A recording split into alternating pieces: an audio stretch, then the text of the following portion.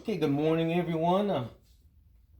It's going to be a nice Friday here, late September, in Southern California, and I'm just following up on a very cool suggestion that Tom Cline um, commented on one of my last episodes, and that was as far as making straight pipes, smaller diameter straight pipes for the Diamond Reo in order to make the Detroit diesel motor sing. And I loved his suggestion, and it actually changed the direction of the build where I was going, and that's exactly what I'm going to do with the Diamond Reel. The problem was bending tubing. I had never done it before. I know a lot of you car guys have for brake lines and fuel lines and stuff, and I cannot tell you, I was bombarded in the last 2 days with suggestions and advice and tips online in live forums, um, on how to bend tubing. Thank you, everybody. Thank you, Mopar, John Paul, Miguel, Terry at Hobby Barn, Michelle, all you people who have invited me to sit in on your live hangouts on YouTube. Thank you. I've enjoyed it. I've enjoyed your company, but I've also enjoyed your knowledge and your advice that you've been able to hand down to me. The topic the other day was tube bending, and John Paul, thank you for those links. I did follow up on them afterwards, and we're gonna do that right now today. So, Tom, this is not a cooking show, although it's gonna look like one real quick. We're gonna bend this piece of aluminum tubing. This is just experimenting and just for fun. It may or may not work out, but let's check it out together. So we're you don't have to do this, guys, but this is a suggestion that John Paul kind of ran by me, and I thought it'd be neat to experiment with on YouTube.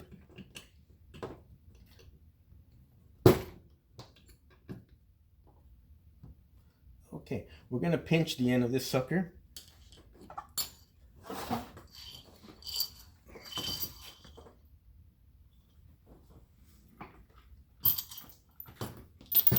Like I said, this is not a cooking show, but it's gonna look like one pretty darn quick.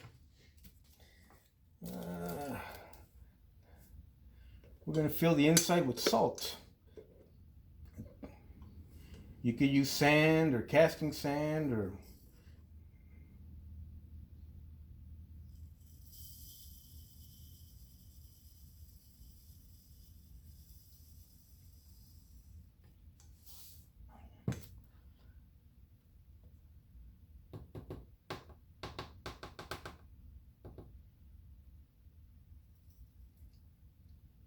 okay, I think we're there.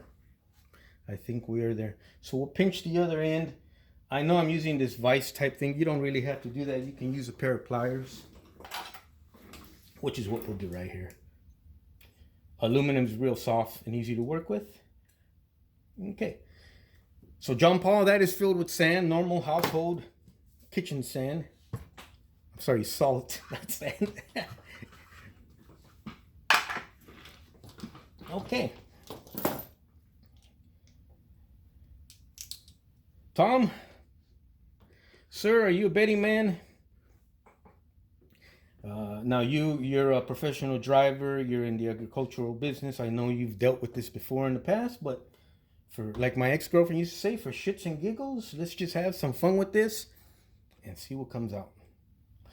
Now this particular tube bender is a little cheapy model I picked up at Harbor Freight. I think it was $7, but it works great. I've already done several examples. They're off the view of the camera, but I'll share with them after we're done with this experiment here.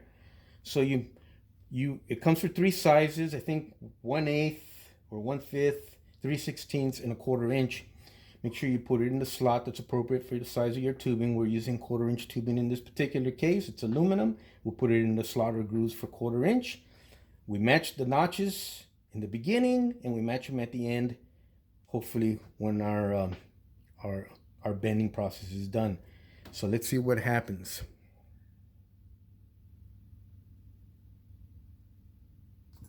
Okay, this is interesting. This is the second time I've used it with this particular piece of tubing. This is the second time it has snapped in half right there. And you can see the salt inside, John Paul. I think this is just, probably want to warm this particular tubing up before you bend it, or it was milled not to correct specs. I think I got a 1 millimeter, the thickness of the wall, the metal is 1 millimeter in this particular case, but it shouldn't be an issue, and I'll show you why.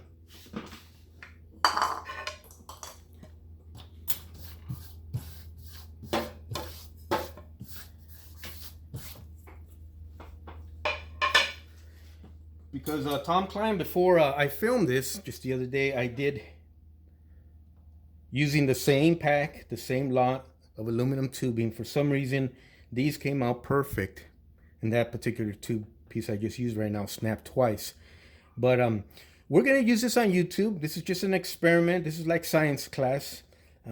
Remember the teachers that would teach science and would just read out of the book, and you just sit there bored to death, versus the teacher who would do experiments and mix chemicals and watch the reaction. Those guys were fun, and that's what this is hopefully going to be. So I kind of started to polish this one out with steel wool. I'm probably going to wind up buffing her down, and I'll do this one later on.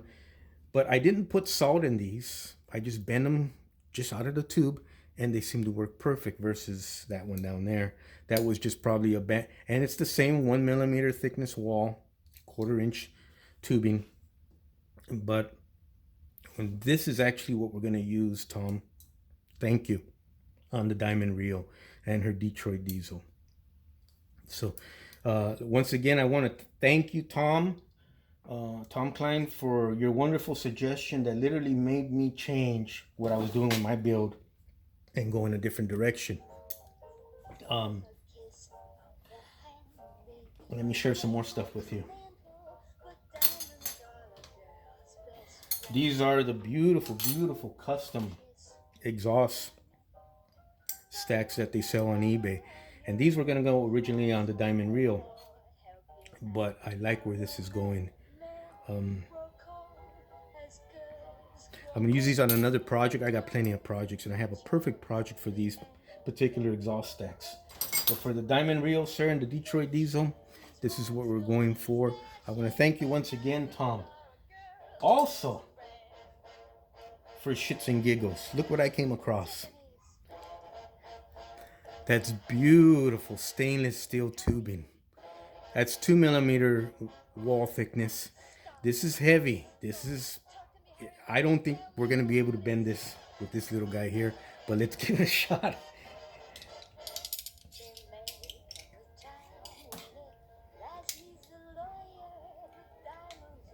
Before we bend this, Tom, I did want to share with you something. Originally, we spoke in that last video where I mentioned about soldering or welding aluminum tubing. I just want to share with you that Tom, between you and myself, we have literally thrown Albert Einstein's theory of matter out the window. His theory of matter being that matter exists forever. Matter does not disappear into nothing. So if you burn it, there's going to be smoke left of that matter, or ash, or liquid form or something. Matter will always exist somewhere in some form. It just does not disappear. Wrong. When I hit the resistance soldering unit to this, Albert Einstein's theory of matter went right out the window, sir. All I saw was a big explosion.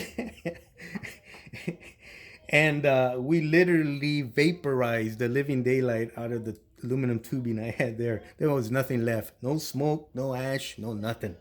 So Tom Cline, if we accomplished anything today, we managed to throw Albert Einstein's theory of matter right out the window. That don't exist.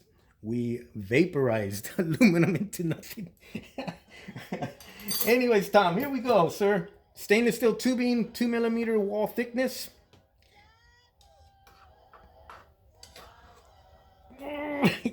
Guess what?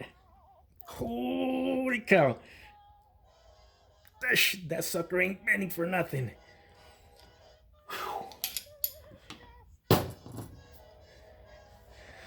Oh man, that would have been beautiful to use that. I'm gonna play around, see if Uh, that's just gorgeous. It's just gorgeous. Maybe I can cut the end off and use the bent portion off the aluminum. We'll figure out something. And if not, the aluminum one is fine. But that is gorgeous. Actually, it may be too heavy. But there you go, Tom. Also, real quick before we hang up here, Tom, I did hit the plastic pieces with alclad paint. I used aluminum polished, chrome, and stainless steel, and these things just came out gorgeous, just gorgeous. Not sure how well the camera's picking this stuff up, but just absolutely gorgeous. That's aluminum. Those are the battery boxes. These are chrome that I played around with here a little bit back. I did not use the original mirrors. I hate these things. Gotta find a way to make these out of metal, one-piece casting. But anyways, I use these from off a Revell kit. And because the antenna kept snapping off, they have an antenna on top here. I went ahead and got stainless steel wire, copper tubing, and I'm going to make my antennas out of metal like everything else, but they're going to be able to come on and off. Okay, so you bump into them, they're going to just come off, not snap or break like the other ones. The other ones were snapping and breaking just by looking at them.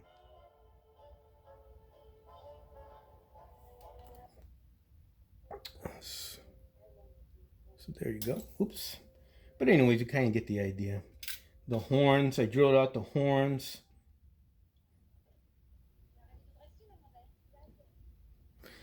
We're going to put these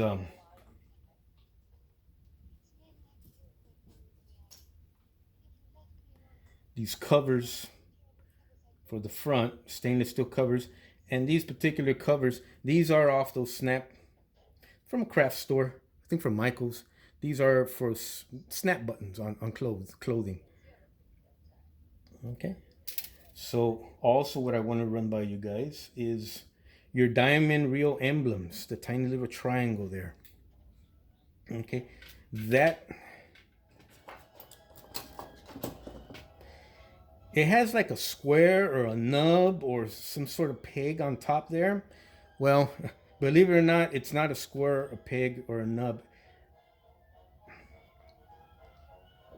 It's actually a diamond. There are diamonds on top there. Big diamond on one, big diamond on the other one. They go on the side of the hoods. So I went in there with some small, tiny jeweler files, and I filed it to the shape of a diamond. But just cool little things like that. These are the plastic steps that come with the Diamond Reo. However, I went one more. I have diamond safety tread sheet metal. So we're going to install that on the step there after this dries pretty good. I'm getting really, really close to finishing the Diamond Reo. It's really, really close. And I'm actually in the final stages.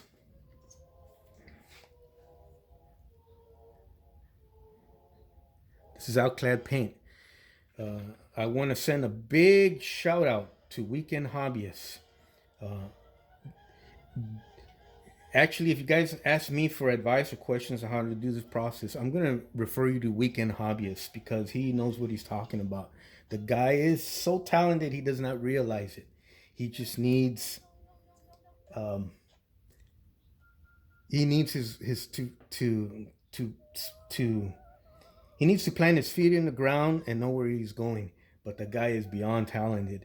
But what's awesome about him, if you go on his channel, Weekend Hobbyists, here on YouTube, is ask him a question and he'll stop what he's doing. He's going to get back with you with an answer. So I'm just a messenger. I just painted it according to what his tutorial showed. Look what I came up with. That is just gorgeous. So Weekend Hobbyists, I suggest if anyone's interested in shooting alclad or at least looking at how the process is, check out his channel first. I highly recommend it. Tom Cline, I want to thank you, sir. Me and the Diamond Reo want to thank you for your input. Now, I've been bragging about my hood hinge system here for a while. This is what I got.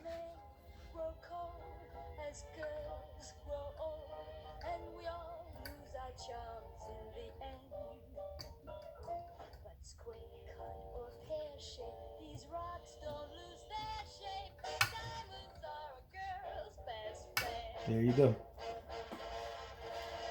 Nice and square. She ain't going anywhere. Hood's painted black. That's part of the process of shooting the outclad paint, which I'm going to do that today. That ain't going anywhere. No play whatsoever. That is solid.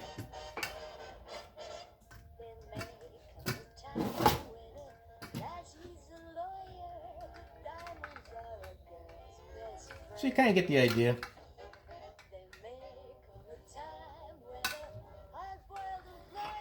All you do is put a drop of oil, literally a drop of label oil on that rod there that I just shoved in there, and she's gonna operate flawlessly.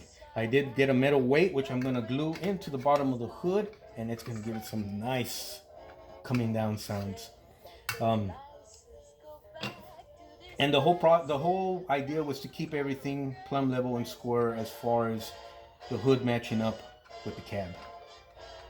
And once you get it in position, it never leaving that place throughout the lifetime of the model. So, Tom Cline, Weekend Hobbyists, John Paul, Miguel, Terry at Hobby Barn, Mopar, Michelle 362, See Me BMW, the list goes on and on and on. Plastic Imagination Workshop. You guys are awesome. Keep being who you guys are. It only makes the hobby better. Apparently I stepped my foot in a big giant turd here the other day, and I guess I got a lot of work to do on the Freightliner cab over kit, but you guys are welcome to join me on that journey too. The only thing I can tell you is I near the end of the Diamond Reo project. This has probably been one of the funnest projects I've ever done in my lifetime. Absolutely fun. So thank you. Keep following. Follow everybody else. Subscribe to everybody else. You can't go wrong.